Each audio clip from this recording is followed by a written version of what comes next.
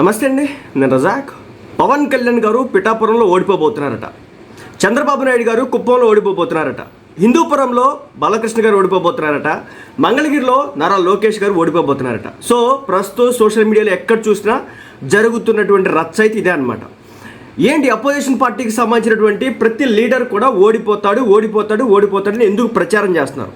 మరి ముఖ్యంగా కుప్పం నుంచి కావచ్చు.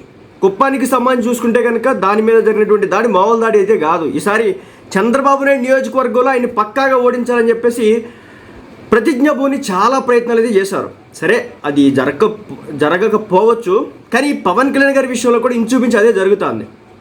మనందరికీ తెలిసిందే, ఆ ఒక్కడిని ఓడించడం కోసం అని చెప్పేసి 100 మంది ఇన్ఫ్లుయెన్సర్స్ను వాడుకున్నారు. 500 మంది ప్రత్యేక పర్సన్స్ అంతా కూడా ఆ నియోజకవర్గంకి వచ్చి ఒక్కొక్క బౌలింగ్ బూత్లో 2 చొప్పున ఉండి పవన్ కళ్యాణ్ గారిని ఓడించడం కోసం విశ్వ ప్రయత్నాలు చేసినట్లుగా వైసీపీ పార్టీకి సంబంధించినటువంటి అభిమానిగా చెప్పుకునేటటువంటి ఒక రెడ్డి గారు మాట్లాడేది జరిగింది. ఒక కుర్రోడు, అది కూడా రవి తెలుగు ట్రావెలర్ వీడియోలో డైరెక్ట్గా మాట్లాడేది జరిగిందనమాట. ఇంకా ఆ తర్వాత చూసుకుంటే కనుక ఆయన్ని ఓడించడం కోసం ఎంతమంది రంగంలో దిగారు మీరు చూడండి. 175 నియోజకవర్గాల్లో కేవలం పిఠాపురంలో మాత్రమే జగన్మోహన్ రెడ్డి గారు, వంగ గీత గారు, ముద్రల పద్మనాభం గారు, మిథున్ రెడ్డి గారు, ద్వారంపూడి చంద్రశేఖర్ రెడ్డి గారు, కన్నబాబు గారు, నా ఒక్కళ్ళు కాదు, 2 కాదు, చాలామంది దిగి మండలాల వారీగా పంచుకొని మరి పవన్ కళ్యాణ్ గారిని ఓడించడానికి విశ్వ ప్రయత్నాలు అయితే చేశారు. అయితే మరి పవన్ కళ్యాణ్ గారు ఓడిపోతున్నారా? వింతైన విషయం ఏంటంటే, నిన్న కొన్ని కాకి లెక్కలు కూడా బయటకు వచ్చినాయి అనమాట. అంటే కులాల వారీగా, వర్గాల వారీగా, మతాల వారీగా ఏ పర్సెంట్ ఓట్లు ఎటు పడబోతున్నాయి అంటూ కూడా కొన్ని క్యాలిక్యులేషన్స్ బయటకు వచ్చినాయి. ఎందుకు రిజల్ట్ రోజు వరకు షుగర్ ఆపుకోలేకపోతున్నారు? ఎనలిస్టులు ముసుగులో ఉన్నటువంటి చాలామంది వ్యక్తులు కూడా దీనికి సంబంధించి ఎందుకు మాట్లాడడం జరుగుతుందంటే, అర్థమవుతున్న విషయం బెట్టింగ్స్.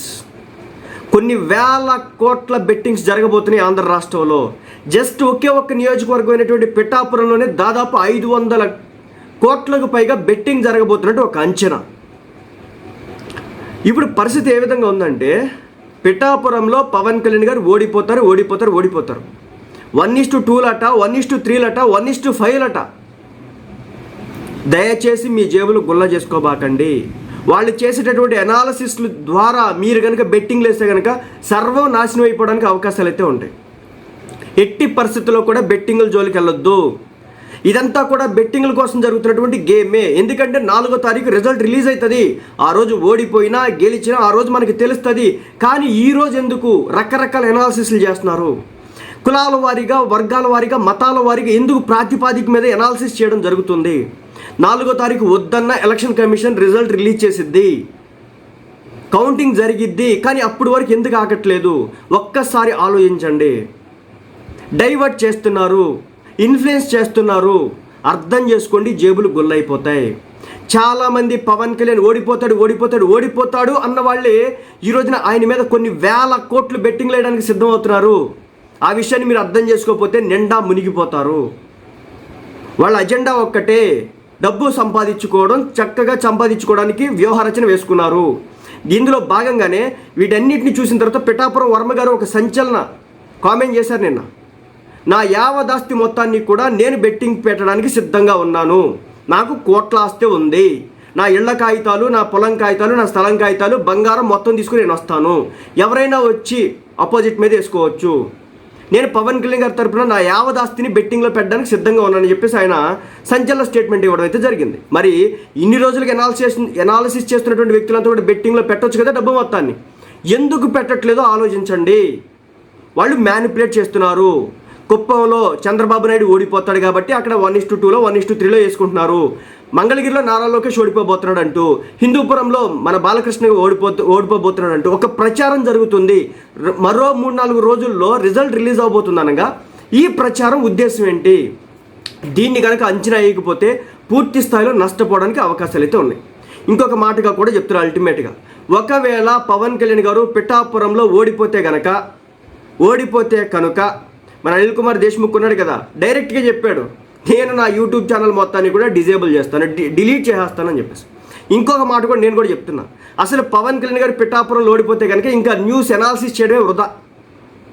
ఎందుకంటే తన 30 కోట్ల సొంతంగా కష్టపడి సంపాదించినటువంటి డబ్బు మొత్తాన్ని కూడా పేదలకు పంచిపెట్టి ఒక అవినీతి మరకలేదు, మచ్చ లేదు, తన మీద ఎలాంటి దుర్మార్గుడనో లేకపోతే కుల మత వర్గ రాజకీయాలు చేస్తాడని ఒక్క పేరు కూడా లేదు. అలాంటి వాడు లాస్ట్ ఎలక్షన్స్ ఏదో జిమ్మిక్కులు చేసి ఒక 5,000 ఓట్లతో ఓడిపోయిన నేపథ్యంలో ఈసారి కూడా పవన్ కళ్యాణ్ గారు ఓడిపోతే కనుక ఇంకా రాజకీయ విశ్లేషణలు చేయడం వృధా, రాజకీయాల గురించి మాట్లాడుకోవడం కూడా వృధా. జనసేన పార్టీ గురించి ఏ రాజకీయ విశ్లేషణ చేసేటటువంటి వ్యక్తి అయినా సరే. సో ఇదైతే నేను చెప్తా, అంత కాన్ఫిడెంట్గా ఉండొచ్చు. గుడ్డిగా బెట్టింగ్లు వీళ్ళు రెచ్చగొడుతున్నారని చెప్పేసి బెట్టింగ్లు వేసుకుంటే మాత్రం సర్వనాశనం అయిపోతారు. వేల కోట్ల బెట్టింగ్ జరుగుతుంది రాష్ట్రం మొత్తం కూడా, మామూలు విషయం అయితే కాదు. ఎలా ఉంటుందంటే ఇదంతా కూడా ఒక ట్రాప్ జరిగిద్ది. నిన్న నేను కాకి లెక్కలకు సంబంధించినటువంటి వీడియో క్లియర్గా చేశా.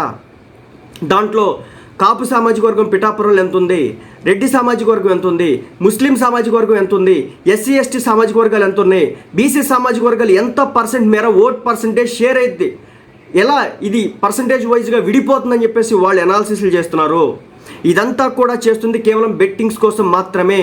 మీరు కనుక ఈ ట్రాప్లో పడ్డారంటే తప్పనిసరిగా జీవితాలని కోల్పోవాల్సి వస్తుంది. మళ్ళీ చెప్తున్నా, 4వ తారీఖు మీరు వద్దన్నా అవునన్నా కాదన్నా ఎలక్షన్ కమిషన్ ఓట్లు లెక్కింపు అయితే చేస్తుంది. ఆ రోజున బయటకు రండి, ఆ రోజున లెక్కలు వేసుకోండి. గెలిస్తే ఆనందపడండి, ఓడిపోతే బాధపడండి. అంతకుమించి చెప్పేదైతే ఏం లేదు. మళ్ళీ చెప్తున్నా, పిఠాపురంలో పవన్ కళ్యాణ్ గారిని ఓడించడం కానీ, పులివెందుల్లో జగన్మోహన్ రెడ్డి గారిని ఓడించడం కానీ, లేదంటే కుప్పంలో మన చంద్రబాబు నాయుడు గారిని ఓడించడం కానీ, హిందూపురంలో బాలకృష్ణ గారిని ఓడించడం కానీ, మంగళగిరిలో నారా లోకేష్ గారిని ఓడించడం కానీ అంత ఈజీ కాదు. ఈసారి అది జరగదు. కాబట్టి దొంగ లెక్కలు వేసేటటువంటి వ్యక్తుల్ని నమ్మకండి, ట్రాప్లో పడేస్తున్నారు. మినిమం మెజారిటీలు 30,000 పైన ఉండబోతున్నాయి. పిఠాపురంలో పవన్ కళ్యాణ్ గారి మెజారిటీ వచ్చేసి నేను చెప్తున్నాను, నార్మల్ సర్వేస్ ప్రకారం చెప్తున్న విషయం ఏంటంటే 35,000 నుంచి 55,000 వరకు ఉండొచ్చని. టీడీపీ వాళ్ళ లెక్కల ప్రకారం 75,000 ఉండొచ్చని. వర్మ గారి లెక్క ప్రకారం ఒక 70 నుంచి 75,000 ఉండొచ్చని. సామాన్యుడి మెజారిటీ వచ్చేసి 1,00,000 ఉండొచ్చని. సరే 1,00,000 ఉండకపోవచ్చు, కానీ అటు దిట్టైనా ఎటు దిట్టైనా 30,000కు పైగా మెజారిటీ పక్కాగా ఉండబోతోంది. సో గుడ్డి లెక్కల్ని నమ్మొద్దు, నమ్మి బెట్టింగ్లు వేయొద్దు, వేసి రోడ్ల మీదకి మీ జీవితాన్ని తెచ్చుకోవద్దు. రెచ్చగొడుతున్నారు, ఇంత విశ్లేషణలు చేయాల్సిన పని లేదు, ఇంత అనాలిసిస్ చేయాల్సిన పని లేదు. ఆల్రెడీ ఇది ఎలక్షన్స్కి ముందు చేశారంటే దాంట్లో ఒక అర్థం ఉంది. ఎందుకంటే వాళ్ళు గెలవాలి కాబట్టి దానికి తగినట్టుగా వాళ్ళు ఒక వ్యూహరచన వేసుకుంటారు. బట్ ఎలక్షన్స్ అయిపోయి ఇన్ని రోజులు అయినప్పటికీ కూడా ఇంకో 3-4 రోజుల్లో రిజల్ట్ రిలీజ్ అవబోతున్న నేపథ్యంలో ఇప్పటికిప్పుడు బయటకు వచ్చి పిఠాపురంకి సంబంధించి కావచ్చు, మంగళగిరికి సంబంధించి కావచ్చు, హిందూపురంకి సంబంధించి కావచ్చు, కుప్పంకి సంబంధించి కావచ్చు, మతాల వారీగా, కులాల వారీగా, వర్గాల వారీగా విశ్లేషించి చివరాఖరికి ఆర్సీబీ ప్రిడిక్షన్ టేబుల్ మాదిరి వేస్తున్న తీరు చూస్తుంటే అర్థం చేసుకోండి, ఇదంతా కూడా బెట్టింగ్ల మీదే జరుగుతున్నటువంటి వ్యవహారం. మళ్ళీ చెప్తున్నా, ఇది చాలా చిన్న బెట్టింగ్స్ కాదు. 5,000, 10,000, 15,000 బెట్టింగ్స్ కాదు. దాదాపు 15,000 నుంచి 25,000 కోట్లు అంట రాష్ట్రం మొత్తం మీద బెట్టింగ్ నడుస్తుంది. కేవలం పిఠాపురంలో 500 కోట్లు నడుస్తుంది అనేది ఒక అంచనా మాత్రమే. కాబట్టి గుడ్డిగా ట్రాప్లో పడి ఎవరిని పడితే వాడిని నమ్మి మీ అనవసర దాంట్లో దూరి గెలవాల్సిన వాళ్ళు ఎలాగో గెలుస్తారు, ముఖ్యమంత్రి అవ్వాల్సిన వాళ్ళు ఎలాగ అవుతారు, ఎమ్మెల్యేలు అవ్వాల్సిన వాళ్ళు ఎలాగ అవుతారు. కానీ ఈ ట్రాప్లో పడితే మాత్రం మరీ ముఖ్యంగా ఒక ప్రోపగాండా జరుగుతుంది. ఆ ప్రోపగాండాలో కనుక మీరు వెళితే మాత్రం పక్కాగా జీవితాల్ని సర్వనాశనం చేసుకోవాల్సి ఉంటుందనే విషయాన్ని మాత్రం మీరు మర్చిపోవద్దు.